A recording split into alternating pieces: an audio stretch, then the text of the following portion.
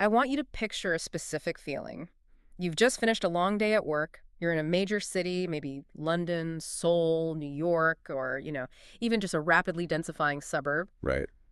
You swipe your key card to get into your building. You step into an elevator with three other people. You are standing shoulder to shoulder, physically closer to these strangers than you would be to a lover in a double bed. And you say nothing. You ride up 30 floors in total silence. You get off, walk down a long, sterile hallway that smells like industrial carpet cleaner, unlock your door, and you are completely, utterly alone. It is the defining paradox of modern urbanism, isn't it? We have never been physically denser, Yeah. yet socially, we have never been more distant. Exactly. And for so long, we just accepted this as the tax on city living. It was the price of admission. If you want the job, if you want the culture, you pay the loneliness tax. Right. But looking at the stack of research you've brought in today, that contract seems to be, well, it seems to be breaking down. We are seeing people and architects actively trying to hack the system. We are. We're witnessing a radical reimagining of the domestic environment. But what's so fascinating to me is that this radical new future is actually just a recycling of some very, very ancient pasts. Okay, so today on the deep dive, we are looking at the stack. We have a mountain of sources here. We're covering the history and the current state of student accommodation, which, spoiler alert, is way wilder and older than I ever thought. Much older. We're also looking at co-housing, which is a sort of democratic, intentional village model. The high-effort model. The high-effort model, yeah. And then we're looking at co-living, which is the sleek, corporate, we'll handle it for you service model. And our mission today is to really untangle these terms, Mm-hmm. because people use them interchangeably all the time, co-housing, co-living, communes, but they mean fundamentally different things. Right. And the stakes are high, aren't they? Are we actually witnessing a return to village life, or are we just watching the commodification of having roommates? That is the central question. It's a tension between community, which is messy, and takes work and convenience, which is clean, but it costs you. It costs money. Okay, let's unpack this. And to understand where we're going, we have to look at where we started. And I think for most people, they probably assume student housing or dorms are a relatively modern invention, maybe something that popped up with the Ivy Leagues or, Victorian England. That's a very common misconception. But the link between learning and living together is one of the oldest architectural traditions we have.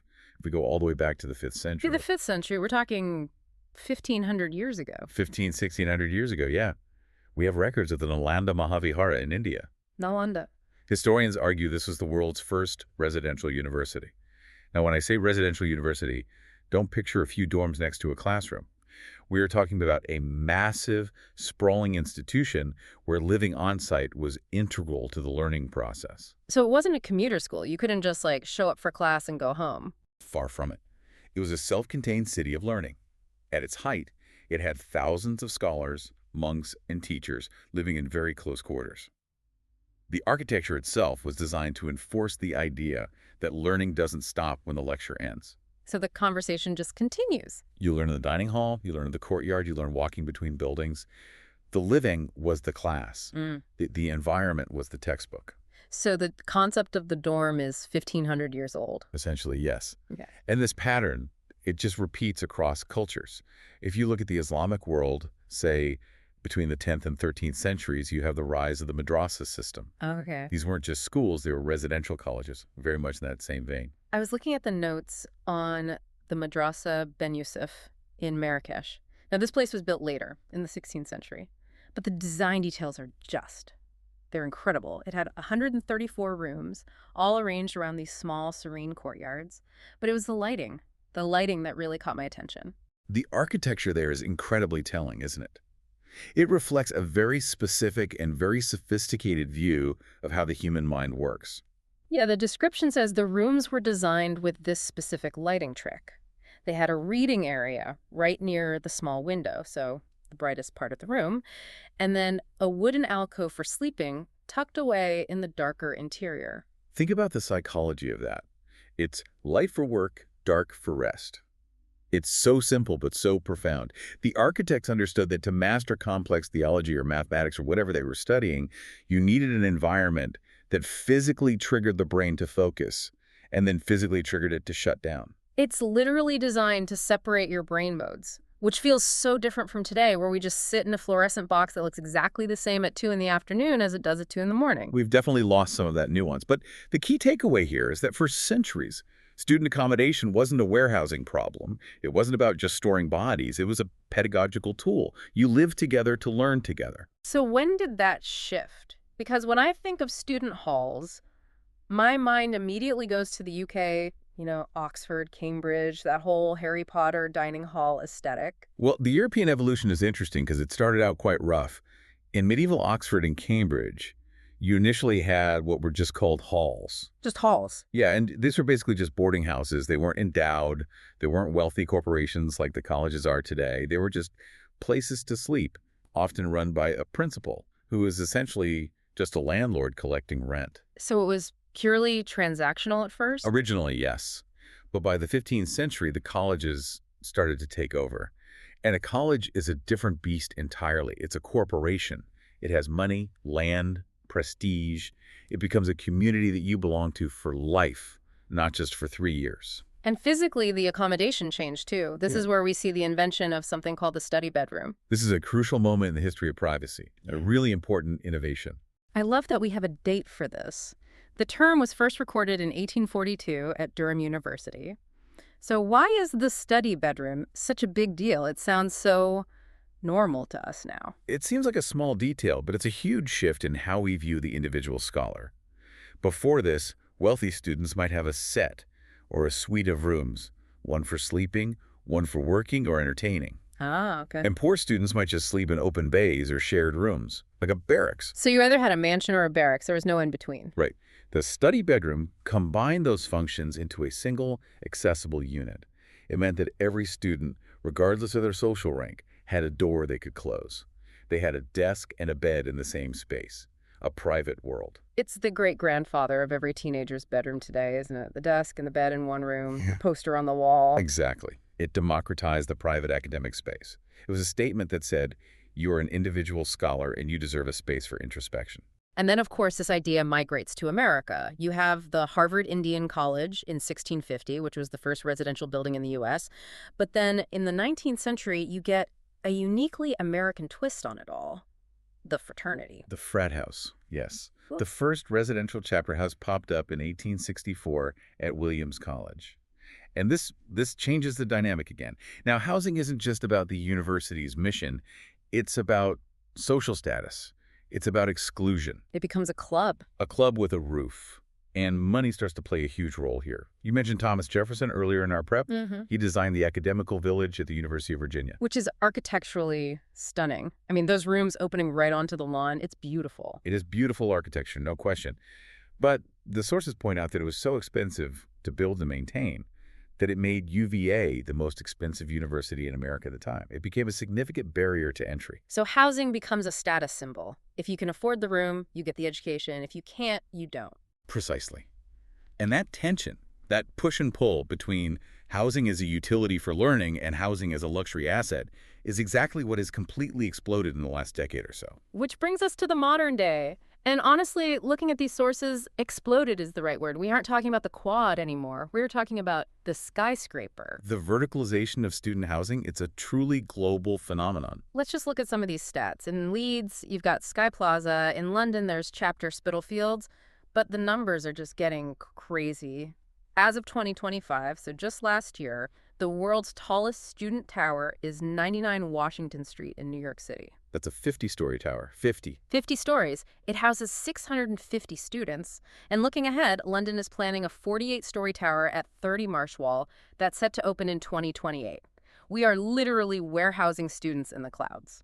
And we have to ask why. I mean, part of it is obviously land scarcity in cities like London and New York. You can't just build a sprawling low-rise campus in downtown Manhattan anymore. Of course. But a huge part of it is the financialization of the sector. Financialization. What do you mean by that? Student housing isn't just a place to sleep anymore. It is a massive global asset class.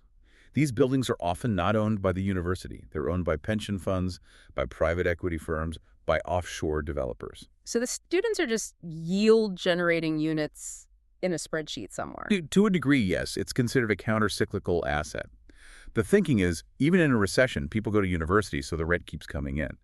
It's very, very attractive to large-scale investors. But sometimes this drive for efficiency and density, it goes way too far. We have to talk about Dormzilla. Ah, yes, Munger Hall, a cautionary tale. This story is wild. So this was a proposed project at UC Santa Barbara a few years back.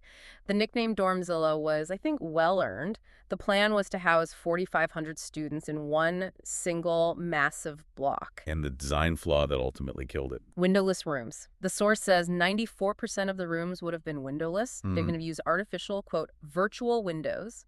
4,500 students, and almost none of them can see the sun from their own room. Now, you have to ask, why would anyone even propose that? It wasn't just to save money on construction. The donor behind it, Charlie Munger, he actually had a philosophy. He believed that if you made the private rooms incredibly comfortable but windowless, students would hate being in them.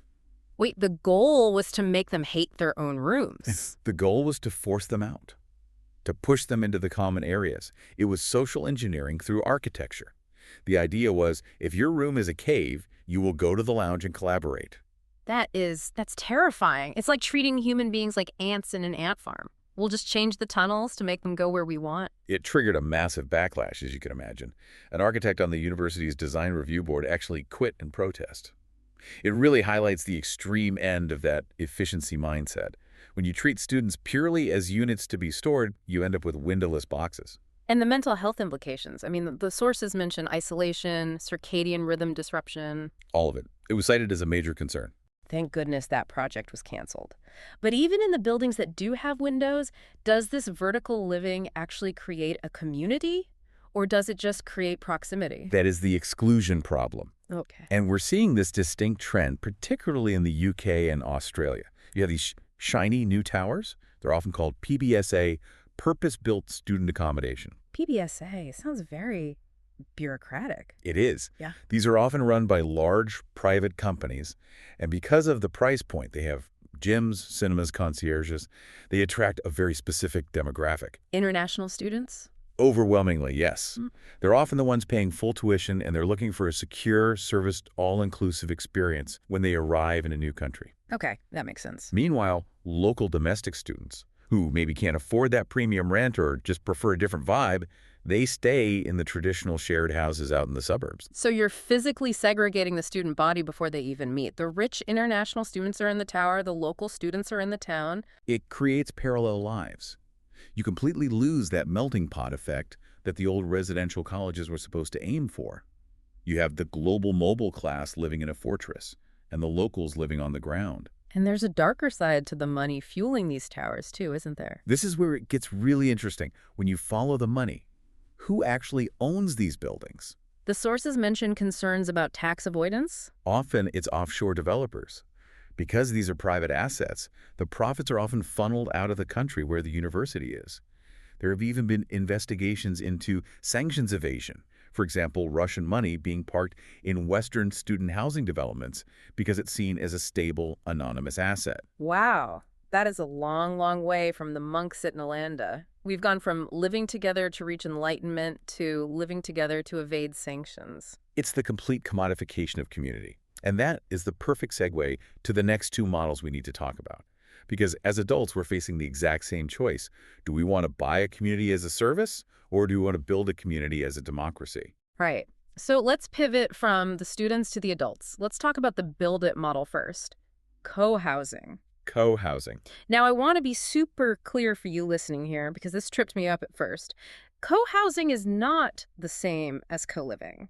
They sound similar, but they're opposites in many ways. Correct. If you take one thing away from this deep dive, let it be that distinction. So co-housing is the democratic village. It is intentional, it's self-governing, and it's cooperative. You don't just rent a room, you join a system, you have responsibilities. And it has a very specific and I think very charming origin story. It starts in Denmark in the late 1960s. I love this story. So there was this widespread dissatisfaction with the standard single-family house. People felt isolated in the suburbs, the classic complaint. And then in 1967, a woman named Bodil Gray wrote a newspaper article with the best headline I have ever heard. Children should have 100 parents. Children should have 100 parents. I mean, as a parent, that sounds both exhausting and incredibly helpful at the same time. It tapped into a deep desire for the proverbial village. The idea wasn't that you give up your legal rights to your kids, obviously, but that the environment should be so safe and so communal that any adult instinctively looks out for any child. So this article sparks a movement. You have architects like Jan Goodman Hoyer getting involved, and they start building these communities. But it's not just a commune where everyone sleeps in a big pile and shares everything. No, and that's the absolute key.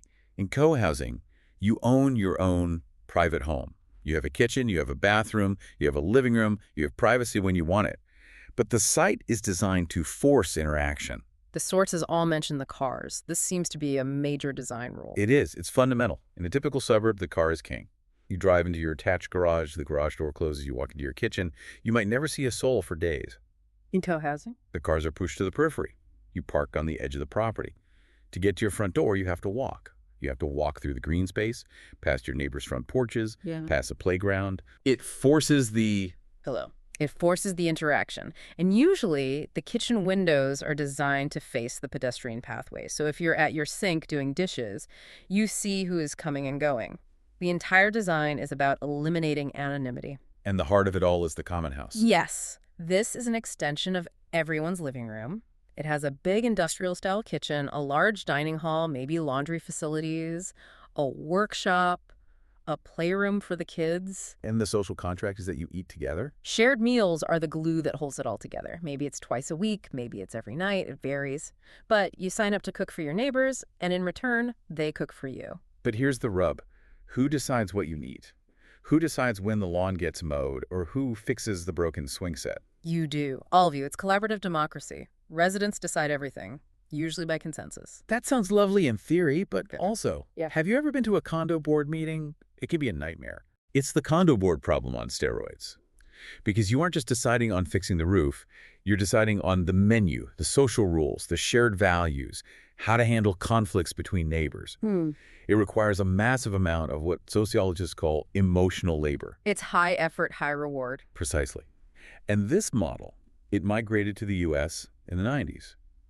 Two architects, Catherine McAment and Charles Durrett, who actually coined the English term co-housing, they built the first one, Muir Commons, in Davis, California, back in 1991.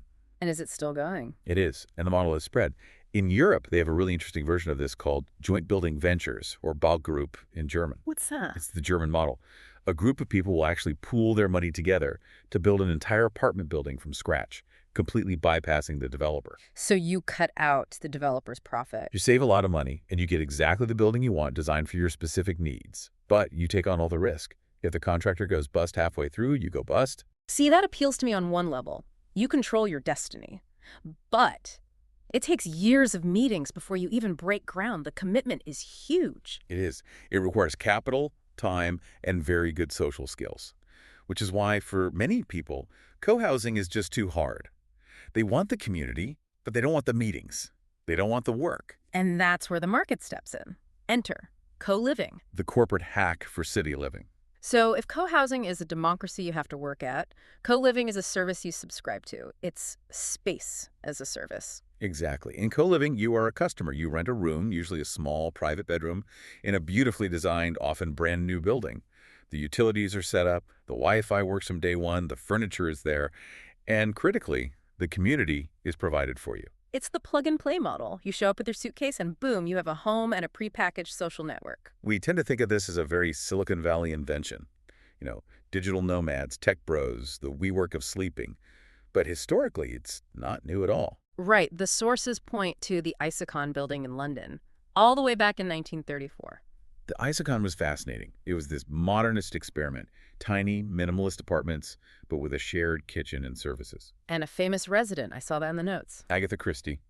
She lived there for a while. No way. The queen of cozy murder mysteries lived in a modernist co-living experiment. She did. And then there was Kensal House in 1937. So the idea of minimal private space, maximal shared service is an old modernist dream. Silicon Valley just rebranded it, optimized it, and built an app for it. And boy, did they scale it. The expansion in the 2020s has been absolutely massive. It's a global boom. Asia Pacific is huge for this. Singapore is a major hub. You've got brands like Hamlet. Is that spelled H-M-L-E-T? Yes, like Hamlet without the A. Very startup. Of course it is. Yeah. and the assembly place. In the U.S., you had companies like Common, Ollie, Bungalow that really took off. It was driven by the gig economy. If you are a freelancer moving from New York to San Francisco for a 3-month contract, you can't sign a 12-month lease and buy a whole apartment's worth of furniture. You need co-living. It's housing for the commitment phobic, or maybe the commitment unalbable, given the economy. It's for the mobile workforce. And in Europe, specifically Spain, it's exploding. Barcelona, Madrid, Valencia, you have brands like Enso and House. As of last year, 2025, there were over 110,000 operational co-living beds in Europe. That is a lot of beds. But why now? I mean, aside from the flexibility of the gig economy, Two big reasons, and they're both things we've touched on: loneliness and sustainability. the loneliness epidemic again. It always comes back to that. We started the show talking about isolation. Co-living companies explicitly market themselves as a cure for loneliness. Their ads say instant friends. You have a community manager on staff who organizes. It's like being a freshman in college forever, but with better paying jobs. In a way, yes, but for a 28-year-old who's just moved to a new city and works from home, that is a very valuable service. You pay a premium on the rent, but you get a social life included. And the sustainability angle, how does that work? It's all about efficiency. It leads to a reduced per-person consumption of energy and space. If 20 people share one massive high-end energy-efficient kitchen, instead of 20 people having 20 mediocre, small, inefficient kitchens, you save resources. You buy fewer appliances, you heat less space. But, and there is always a but, is it all just taco nights and sustainability? Because when you have large corporations running residential housing, things can get tricky. This is where we hit the friction, the critical analysis from the sources. And the biggest criticism leveled at co-living is gentrification. How does co-living drive gentrification differently than, say, just a new luxury apartment building? Well, imagine a traditional apartment building in a historic neighborhood in Barcelona. It might have 8 large apartments that house local families on standard long-term leases. A developer buys it. They realize, if I chop these apartments up into 32 micro-suites and market them to digital nomads from North America earning American salaries, I can triple the rent I get per square foot. So it pushes out the locals? It creates a huge displacement effect. It replaces long-term residents with a transient professional class. It completely changes the fabric of the neighborhood. The local bakery that's been there for 50 years becomes a matcha latte spot. And cities are fighting back. They are. Barcelona and Berlin have been very aggressive on this. They've introduced new regulations that define minimum unit sizes for apartments. They're trying to stop what they call speculative use. They are basically saying you can't just build shoeboxes and call it co-living to bypass basic housing standards for our citizens. Okay, so we have student housing, which is like the training ground for all this. We have co-living, the convenience service, and co-housing, the democratic high-effort project.